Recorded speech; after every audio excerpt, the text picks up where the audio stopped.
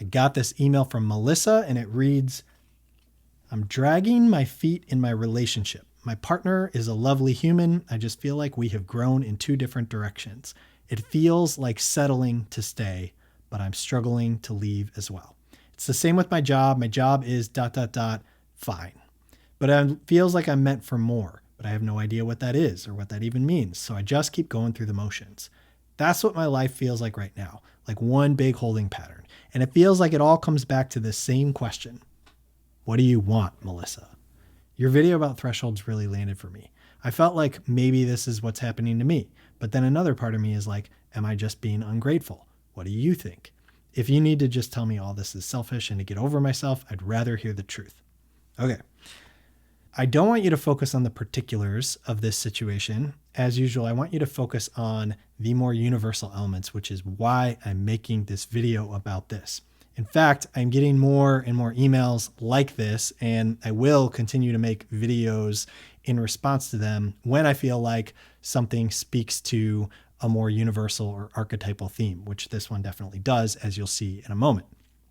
Also, I do want to mention that sometimes a conversation is the best way to handle some of these things. I do periodically host a live free sense-making session. It's a group session. It's a place where you can bring what is alive for you, questions, things that need to be given attention. And so I'll drop a link to that so you can find the next one coming up if that is something that speaks to you. So let's get into this one right here. So there are two telltale signs within this email, and I didn't even read all of it, but even within this little segment, that are signs of a threshold.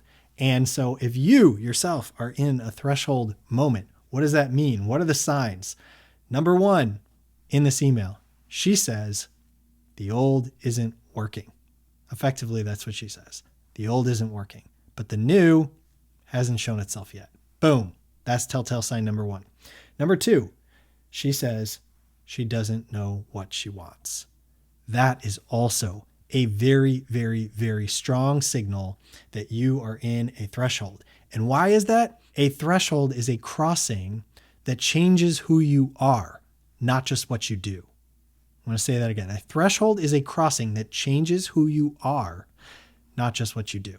Okay? So what's happening is there's an underlying identity shift at play.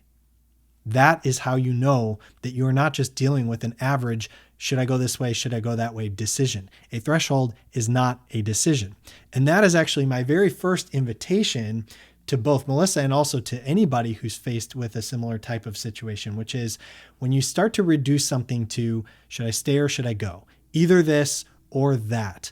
Already you're reducing a much deeper, more fundamental shift down to a decision. And that's not what a threshold is. It is not a decision. And here's the problem when you turn something into a decision. Immediately, you employ the old strategies of thinking, of strategizing, of all the pros and cons and everything. Show if I go this way, this is going to happen, that's going to happen. But if I do this, then this is going to happen and that's going to happen. And that keeps you stuck up here. And that's not where the shift takes place. So here are a few invitations for you. If you find yourself in a similar moment, number one, you are not stuck. What do I mean by that? Very often what happens is we start to feel like, oh my gosh, there's no movement happening. And we're already reducing something very important to acknowledge. What I do know is the current way isn't working.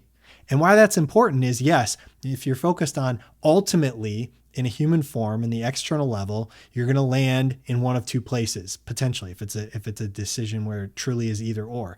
You're going to end up in path A or you're going to end up in path B. But here's what's important. In the scenario of where I'm staying, I'm not staying as is because I've already said that's not going to work. So the stay path is going to look different than it is right now. Okay? That's a really important thing to acknowledge. Number two, you need to start to reorient yourself away from decision-making and thinking and into embodied listening.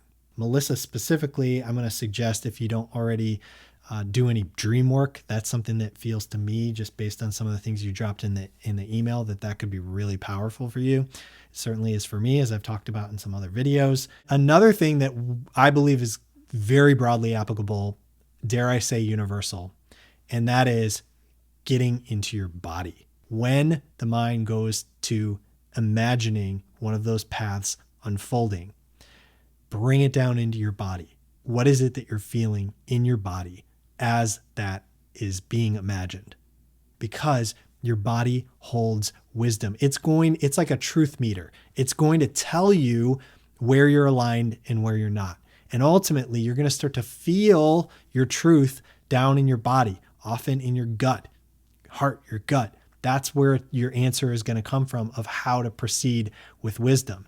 If that hasn't come yet, then that just means it's not time for you to have that clarity yet. You will get there. Life never stays the same forever. All right, that is all I've got for you today. Plenty more we could say on this topic, but I don't want this video to get too long, so I will save it for a future day. Thank you for being here. Peace and love.